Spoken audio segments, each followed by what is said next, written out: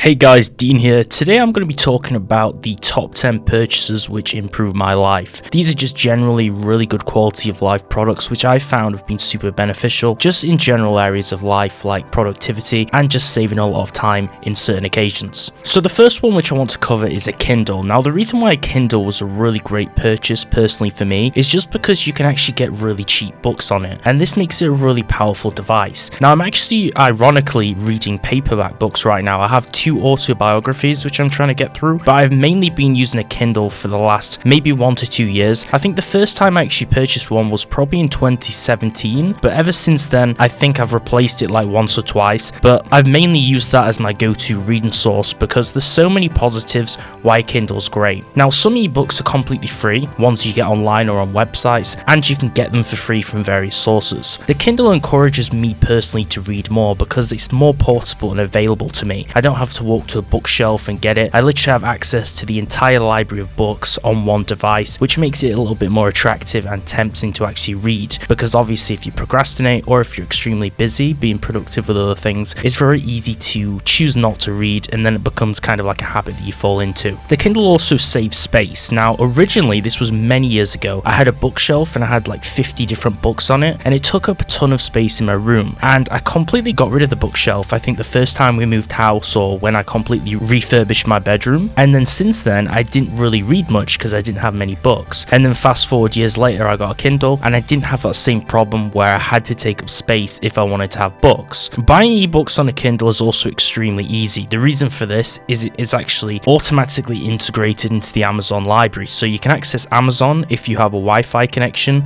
connected to the Kindle. That connects it to the internet, and then you can buy books directly off your Amazon store account and it'll automatically sync to your device, providing that you've either purchased an ebook or you've purchased a physical book which also offers you an ebook too, and then it'll automatically go in your library. It's also extremely portable to travel with, which is probably the most attractive reason why I chose to personally actually buy one, because when I move around it's a good time to actually read. For an example, when you sit down in a park, or especially when you're on a plane and you have to sit down for like 2 to 4 hours, it's a time where I don't really have much to do, so that's usually when I read the most. So I can just sit down, read the Kindle, and I can choose any single book I want to, and it lets me progress a little bit further in the book. It's also directly synced to the Goodreads platform, so if you don't know what Goodreads is, Goodreads.com is basically a website which shows you book recommendations. You can look at other people's book reviews and you can see the trending books of the year, and there's certain awards on there, and you can join reading challenges. I actually discovered this through the Kindle, but it's really nice that you can actually keep up to track with everything based on your Kindle's library and sync it to the website and access the whole community from there, which is also another thing which motivates you to actually read more. So if you want to read more, I would really recommend getting a Kindle. If it's something which you've decided not to catch on to because there was too much hype behind it, or maybe you thought that the bandwagon behind the Kindle would die, it's definitely something I recommend actually purchasing because it's cheap and you definitely get your value back in the books that you read and the money that you're going to be saving with it. The next one personally I'm going to go over is an electric beard trimmer. Now this is a really good purchase for me because one thing that very easily gets out of hand is your beard. If you're growing a beard, it's very easy for it to get very messy and overgrown, and it tends to kind of get a little bit unneat a lot quicker than a haircut does. So a haircut you might only need to go like once or twice a month if you like to kind of keep it in check, and some people they'll only go like maybe once every 6 or 7 weeks. But with the beard, it can take literally just a few days and it can get completely messy and it's not going to look neat anymore. This is kind of like the one personal grooming item which I feel like everybody should have if they're growing a beard, and it was really helpful to me. The reason why this is it keeps your beard in check so it's not messy anymore, and it saves a lot of extra money at the barber. I'm not sure if this is how it works everywhere around the world, but especially in the UK, when you go to a barber, the haircut is a separate price, and then you have to kind of pay an additional price to actually get a beard trim too, and that's usually around 50 or 60% of the price of the haircut added on, so it's like another half added onto the price, which isn't really a problem because it's still cheap. But when you can do it yourself, it's actually a really convenient thing, and then you can kind of shave your beard and you don't need to go to the barber as much, only when you need to get a haircut. This is really good to use when you're traveling, when you don't know where a barber is, and it also is really cool because if you get one with multiple lengths, mine I think goes to 1 to like 8 or 9 millimeters, but without attachments it can be really cool because you can set the length without having like 30 different attachments like hair clippers actually have. The next one is a good pair of gym shoes. Now I used to have I think 1 or 2 different pairs of shoes, but they were really bulky and they weren't really convenient convenient for normal use. Now, getting a good pair of shoes, especially the ones which I currently have, which is like a comfortable fly knit material, kind of like what Nike use for their shoes, is a really good investment. It functions basically in multiple ways. You can use them for walking and running, or you can use them for the gym. You could also use them for hiking. It's really good to get a good pair of shoes which kind of functions in many different ways that you can use in basically every scenario. And it's also a cheap purchase. The reason why I bought a good pair of active shoes is because I was in Croatia and I joined a gym with my friend, but they had like a strange rule where I guess they have this in many different gyms where you can't just go in with your normal pair of shoes, you need to have a separate pair to go in the gym. And obviously I was traveling and I wasn't from there, so I had to then go buy a completely separate pair of shoes. But then I realized that these ones were actually more convenient than my main pair of shoes. So investing in a good pair of shoes is always a good recommendation. Mine personally, I think, were Adidas. They kind of look like Yeezys, but they're just normal Adidas shoes, which is something different for me because I usually wear Nike shoes. The next one personally for me was vitamin D supplements. I never really believed in the whole supplements thing. Obviously there's a few supplements that are functional and actually work pretty well. For an example, like creatine and protein powder. But general supplements, I never really took them. I always believed that you could just eat a fairly decent consistent diet and get the vitamins from that source. But there was one point where I found myself extremely constantly tired. I'd get muscle aches all the time and I'd fall asleep during the day, which I knew wasn't normal, but I never really knew the source of this. I thought I was like extremely ill or something was basically deathly wrong with me. That's what I thought like for a series of couple of months. But then I realized when I went for a blood test, I had the vitamin D3 levels like 3 times under the reference range or something crazy. Like I was really badly deficit in that vitamin, which kind of makes sense because there's literally no sunlight in the UK for most of the year, and I didn't realize that like most people are recommended to actually supplement with this due to that reason. And this is because I mean it's great for bones, it's good to prevent fractures, and generally great for energy and vitality levels. Now, like I said, not only was I playing a lot of computer games at the time because I was a teenager, but also the fact that the UK like has sun for like 1 month out of the year, so the rest of the year is extremely cold and usually raining, so it's pretty hard to get vitamin D. People in hot countries don't really have this problem, but for countries with little sun or where it's cold every time, I'd really recommend this vitamin. It's like the only one which is actually worth your money to supplement with, which also helps like prevent diseases, and I think it's pretty good for the ongoing situation around the world right now as well to actually actively take this as well. The next one, which has probably been my personal best investment, which I was kind of unsure of when I first actually purchased it, was a good laptop. Now, I actually trialed getting a laptop on Amazon. I think I bought like a notebook or something really cheap, but it turned out to be really bad and then it also broke, so I had to return that to Amazon. But after I actually realized that when I traveled, it was actually super useful to have a laptop. Not only could I watch things like YouTube, but I could also do things like research and watch Netflix too, and it was super useful. It's also great for things like remote working when traveling, if you have like a job that requires an internet connection, or if you have some kind of digital nomad work. It's really useful to get a laptop. I have a really good expensive desktop at home, but having a laptop where I can do everything means that I don't actually need to return home all the time to actually do my work on the computer, which is actually super useful. Also, you can use this for things like storing and trading crypto and stocks, and you can do crypto mining on a laptop too if you want to mine something like Monero, so that's also a pretty useful thing too. And if you trade NFTs, you're probably going to want a laptop with you literally at all times to check the price fluctuations and make purchases and trades. Also, since it's so portable, it's really easy just to take it through the airport security and just put it in your backpack and carry it around all the time. And this means you can take it into places like public spaces and restaurants and just connect to free Wi-Fi literally wherever you go, so you can work in like a really cool social area or somewhere which feels a little bit better than just staying at home. The next one for me is wireless earphones. Now, I used to have wired earphones and I also had a normal computer headset like this one over here, but it was really annoying to carry around with and put in my backpack, and it was just not convenient whatsoever. But I actually invested in some wireless earphones, and this was I think a year ago, and I realized that this was really great as a way to kind of disconnect in public spaces and kind of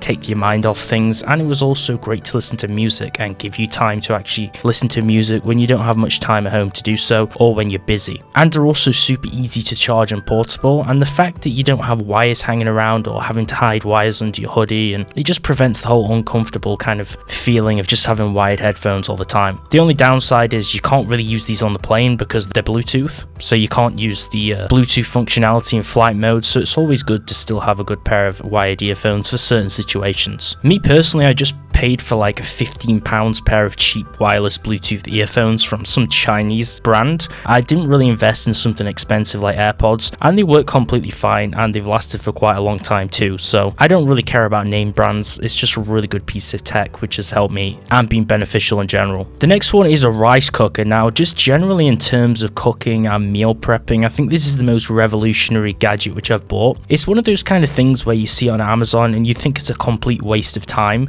and you don't know why you're buying it or why people actually use it, but it's actually really revolutionary for me. It's like a groundbreaking product, believe it or not. And it's also pretty cool if you go on things like Instagram, because you can find some really cool recipes of people making things with a rice cooker that are completely unrelated to rice dishes. Like people make like sponge cakes and stuff in it. It's really surprising what people can actually do with it. And you can buy like a more advanced one, which is basically just a pressure cooker that has different modes on it. Personally, this is really cool because it prevents the need for like a perfect water balance and consistency when you're actually cooking rice, and it cooks it perfectly every time without any problems. Unless you obviously completely overflow the water a bit too high, then you can still cook bad rice, but it's kind of an idiot's way to cook perfect rice. So basically it has really easy to read measurements and markers based on a cup system, so it's really easy to basically get the exact right water into it, and you don't always need to watch a boiling pan as you cook because you can literally set it and forget it. So it has two modes. So it has a cook mode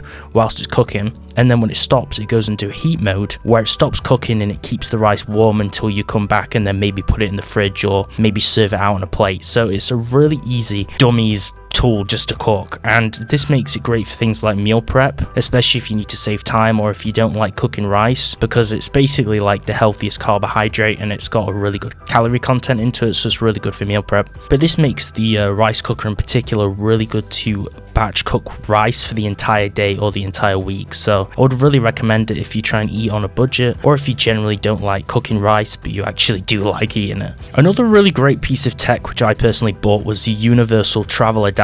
So this is basically a device that lets me plug in all of my chargers and appliances wherever I go. So for an example, it has slots for plugs. I think it has one plug socket only though, and then it has like multiple USB slots, and I can use this to charge my phone, have my laptop in constantly throughout the day so it doesn't die, especially because I'm doing kind of high power things with it. And it also converts the voltage from my UK plugs into the voltage of the EU plugs, so then I can plug things which I have into EU plug sockets if I'm traveling or if I'm in a different country. And this means that I don't have to purchase completely brand new devices or wires to use in different places, so it saves me a lot of money, and also is really useful because I don't have any problems with the voltage of certain devices, which is kind of a risk in other situations. I've currently used this in Austria, Turkey and Croatia and had no problems, but if you go to a different country like America, they will have different plugs to certain countries, so it's always appropriate to do your research online and find out which plug adapter you're going to need if you go into a different country. This is like the one big thing you need to do before you travel, because otherwise you're going to have to pay for a really expensive one in an airport, or you're going to have a shock when you arrive at an accommodation and you just can't plug anything in.